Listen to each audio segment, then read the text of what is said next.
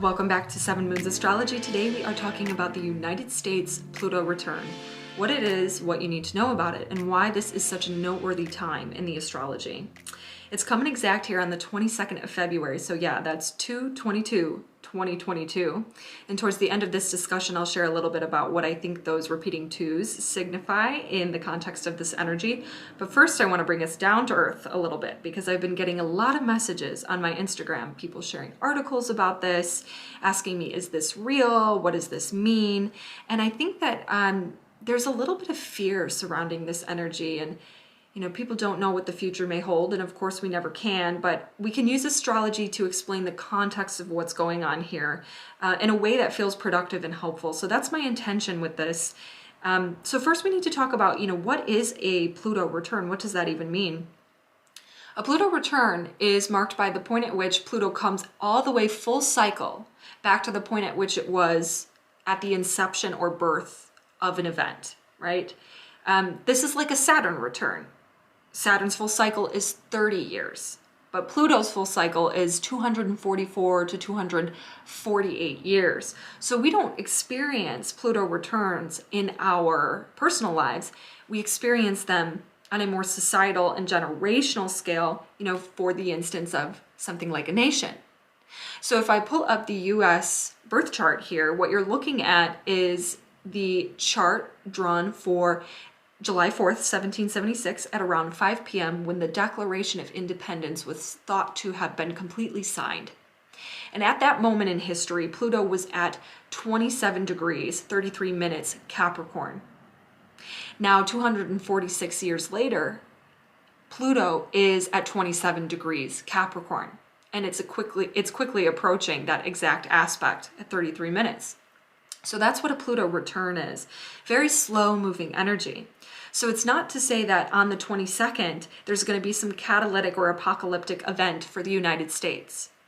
I guess I can't rule that out entirely, but that's not really what it's not how astrology works. Anytime there's any astrological event or transit of importance, even like a full moon, we feel this energy build a couple days before and wane a couple days after. So with Pluto, which is moving so slowly, we've been experiencing and working with this energy as a nation and as a world for a long time already, for many years already, from the moment that Pluto entered the sign of Capricorn. And we will continue to see the effects of this transit for many years to come. And so, this isn't, wham bam on the 22nd, the nation disappears and falls off the earth. And I just want to dispel that right here and now. So first I want to share a little bit about, who the character is of the United States based on the natal chart, how that shows up in the astrology of the nation. And then, what is the Pluto return going to signify in that context? So if you look at the identity, personality, and character of the United States, that's represented by the ascendant, which we've got at 12 degrees Sagittarius.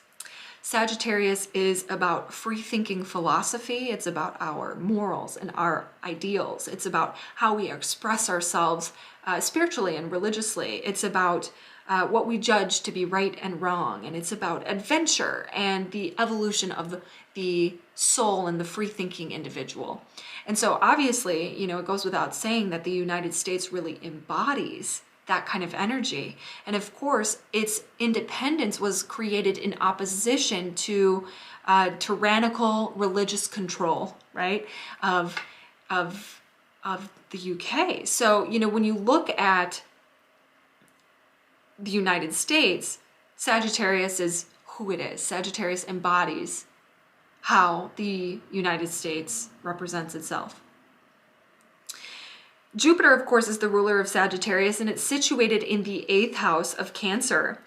And that's also where the sun is. And so this is really interesting because Cancer is about protecting what's inside and having a very hard shell to what is not part of the inner circle, right? It's that archetype of the crab.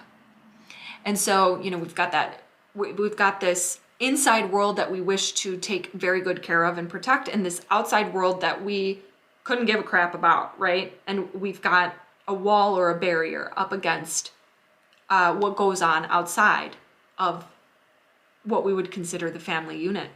So a sun in Cancer really makes sense for the context of the United States as a nation, because we have a lot of patriotism. And I really think that this is what you see here with this Cancerian energy. It's like there is this big spirit for the family as a nation, and a huge militant guard against anything that would come to disrupt that. And so that protection element of Cancerian energy is really embodied by the sun here in Cancer, and the ruling planet, Jupiter, here in the sign of Cancer. It's also in the 8th house.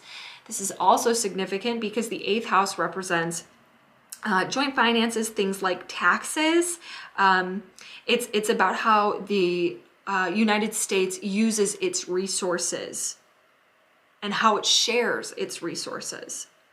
And so taxation without representation was such a big theme of the United States foundation, right? And you see Jupiter, which is about freedom and philosophy, and the ruling planet of the nation, in the 8th house of taxes, and it's in Cancer, which is about how do we take our money and make sure that it's being used for the benefit of all. It's not to say that we necessarily really do this well according to everybody's philosophies, especially because we've got the Sun square Saturn, which contributes challenge and hardship in those areas, especially in doing it in a way that is just, because Libra is about justice, and that's where Saturn's positioned in the chart.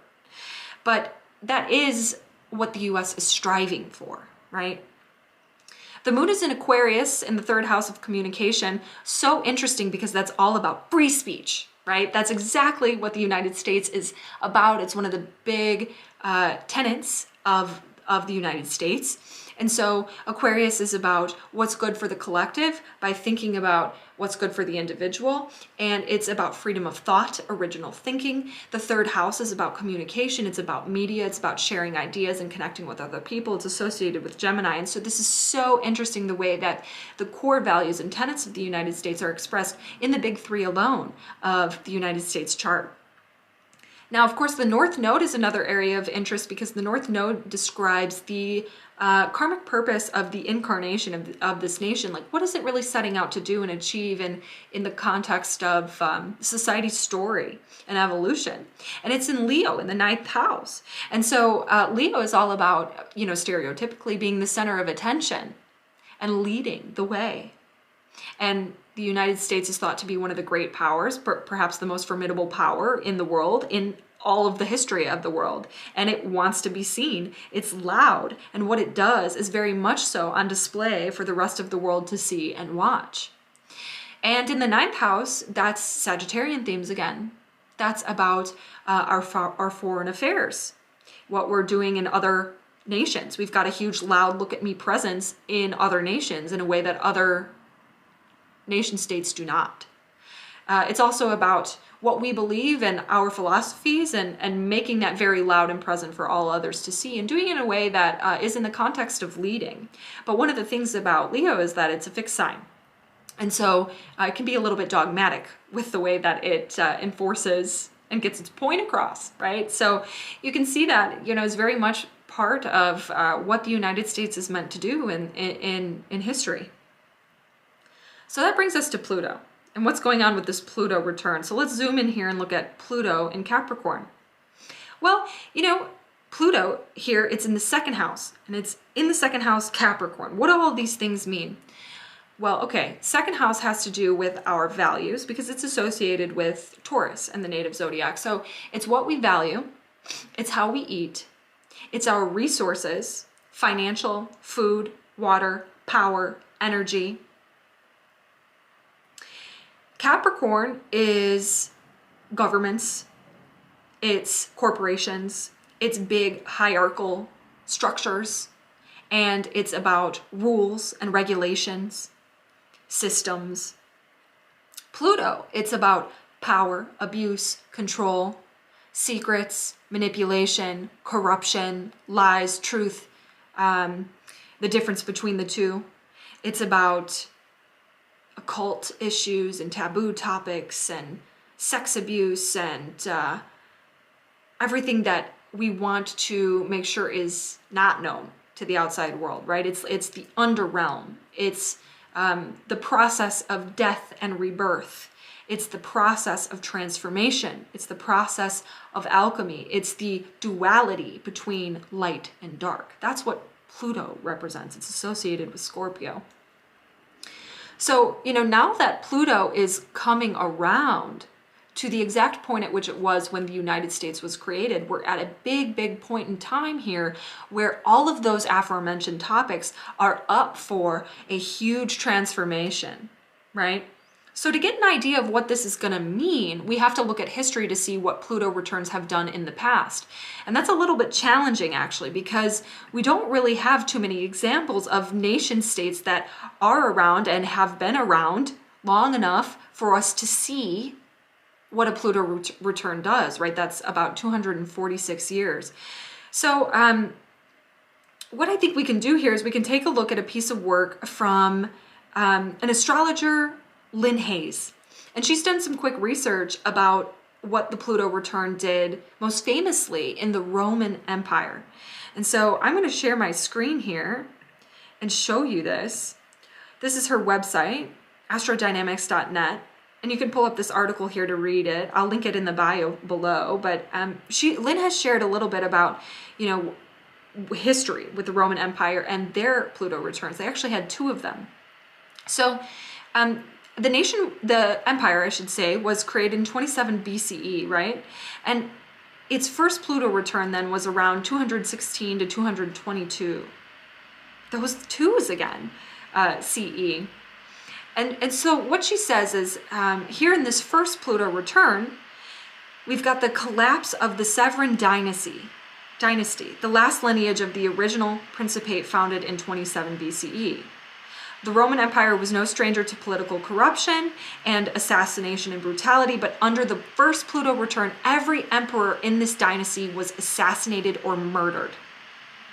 Wow. Okay, so the first dynasty that marked the start of the Roman Empire in 27 BCE was essentially no more by the first Pluto return. Really significant here. And it marked a very, very powerful change in how the Roman Empire was governed, right? So there's those words again: power, Pluto; transformation, Pluto; government, Capricorn; the systems, dynasty, Capricorn. Now, what happened at the second Pluto return? It took place between 461 to 467 CE, she says, and shortly before the revolt and deposition of the last emperor, which marked the end of the Roman Empire in 476 CE. So the first Pluto return was a major death and rebirth, and the second Pluto return was sort of the finality, the final death of the Roman Empire. Okay, so, since this energy has been building for quite a bit of time here, what is this going to mean now, today, for the United States, which is going to go through its first Pluto return? Well, first, let's take a look at what happened when the Pluto return officially started, which was actually in 2008. Really significant. Pluto entered the sign of Capricorn in the sky, November 26th of 2008. 2008 is one of the most famous financial crises of all time, right? It was the big economic collapse marked by lies and corruption in the financial and banking sector. Okay, so that affected a lot of people, and that was just the get-go of this energy. Well, second house, values, finances, resources, banking, financial systems, the economy. That's what the second house is. Lies and corruption, that's Pluto. And the systems and structures that were controlling society at that time, Capricorn, went through big change. And the secrets were exposed, right? The secrets came out. And the collapse happened. That was just the marker here. Now, what's happening in society today, since we're really close to the exactitude of this energy, and what can we expect more of as this energy continues? Where are we headed? All right, well, think about it. Pluto. What are we already seeing in society today related to Pluto? Things like Jeffrey Epstein, sex crimes coming to light, secrets being exposed, corruption being unveiled. Okay, Pluto rules Scorpio. If you look at the Scorpio, the area of the US chart related to Scorpio, it's the 12th house. What is 12th house? It's secrets. So we just talked about that. It's also hospitals, medical systems. Secrets are being exposed and revealed when it comes to those things right now. Power and corruption of power is being exposed everywhere, right? Left and right. We're going to see more of that. And people in power could have really significant things happen, big changes with who is in power, significant secrets coming to light with who is in power, that sort of thing. Now, what do I want to show here? Well, Pluto is opposing Mercury within 3 degrees. And Mercury is the planet associated with communication. Specifically, in the US's chart, it's tied to Gemini in the 7th house and the 10th house of Virgo. Okay, so 10th house is our public reputation, our legacy. So something really significant that changes the legacy of those in power can come to light. 7th house, it's contracts and agreements that we might make in this instance with other nations. Secrets, abusive power, manipulation, and corruption when we deal with foreign nations or other neighbors that we have, right? That's what we would see with the 7th house. And that opposition to Mercury is absolutely being highlighted right now. There's corruption in the media. That's a Mercury ruled thing. So, you know, all of that is coming to light right now. And the media and the way that we communicate and share information is up for transformation and a death and rebirth process with this Pluto return as well. Now, financial systems, that's the other thing going on with 2nd house Capricorn. So we could very well see a major change in how we deal with money, what currency we use. You know, I don't think it will be too long now, maybe the next decade or so, if even that long, that we move to a completely new financial system. And you can already see that happening with the invention of things like Bitcoin. Again, more lies and corruption and deceit will be exposed with the banking and financial systems. And we saw that, you know, with the 2008 financial crisis. So more of that to come.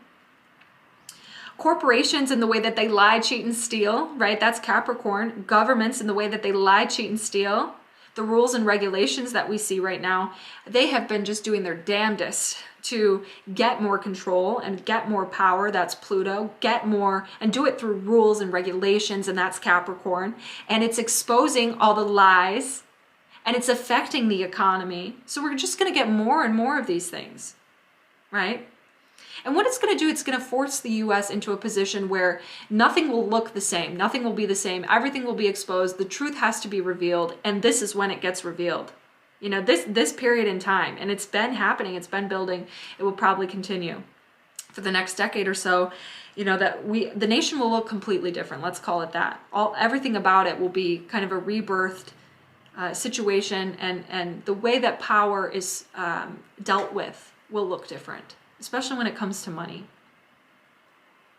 So there's some really, I guess, synchronistic things happening in the sky as well at this time, because we've got the North and South node shifting into Taurus and Scorpio as well. Holy crap, is this significant? It's just another layer. Because Taurus, well, that's the 2nd house themes again. That's where the North node is. That's the direction we're moving in society. That's what we're going to expect more of. It's people being concerned with financial systems and this long-term security and longevity and safety of their resources. It also has to do with food and agriculture and the supply chain. That's all 2nd house stuff again. It's all 2nd house. We can see that's happening in society. Those situations are being disrupted, reformed, changed. The truth comes out, the manipulation is revealed, and we see a major death and rebirth process with financial systems, food and agricultural systems, all the ways that they, you know, poison the food.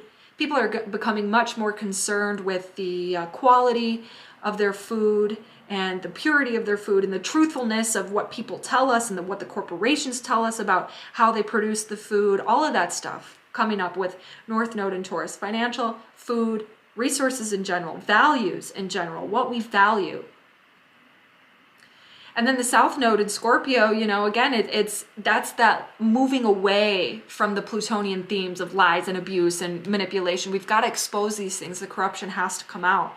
And in the U.S.'s chart in particular, this is hitting the 6th and 12th house. That's where Scorpio and Taurus is. So again, it's a change to the way we work, and it's the change to the way that we approach health and fitness in this nation. And we certainly need a transformation in that area at large, just in culture.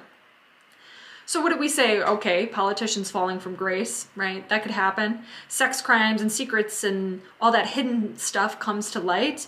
Power abuse and corruption is exposed, and it changes and transforms the way that we govern, the way that we run corporations and business, the way that we approach our values and our money, right?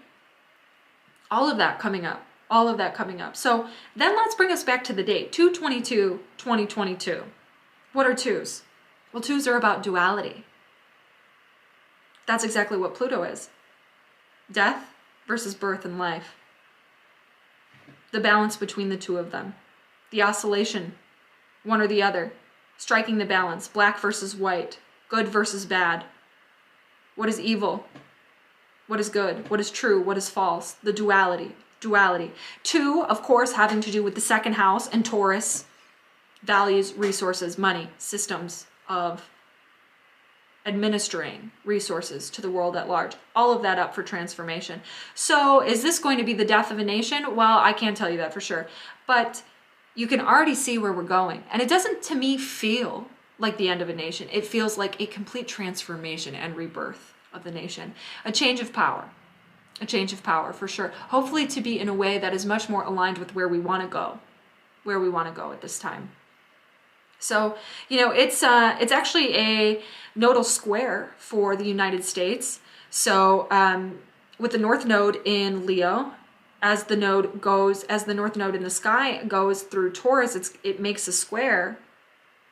And squares are about points of crisis, challenge, hardship, coming to light, a period of time where you realize maybe how far you've gotten off the path that you're supposed to be on, and having to really put in the work and face the trouble that you've created in order to get back onto the destined path. So, you know, I think a lot of this is going to actually be about awakening and using technology for good too, because we've got this transit coming conjunct with Uranus this year, and Uranus disrupts and changes things, and it's about innovation and technology. So things like Bitcoin, things like new solutions to our supply chain problems, things like new solutions that work against corruption in financial systems and in governments, all of that.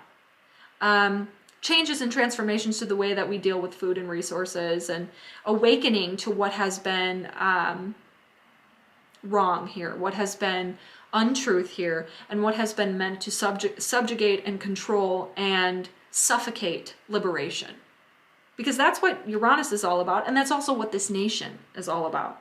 So ultimately, this is something that needs to happen, right? Everything that is out of alignment falls, and everything that is true can be born from that place. But it's definitely, you know, a challenging period, and we're seeing that, and we've been seeing that through the pandemic, and ever since 2008, it's just sort of felt like, if you ask anyone, the United States is like headed for hell, right? But the walk through hell is what takes us to heaven. So that's what I think is going on with this U.S. Pluto return. Of course, you know, we can keep this discussion open as the situation evolves. You know, it's a very long-term energy, so we're going to be working with this for the next several years.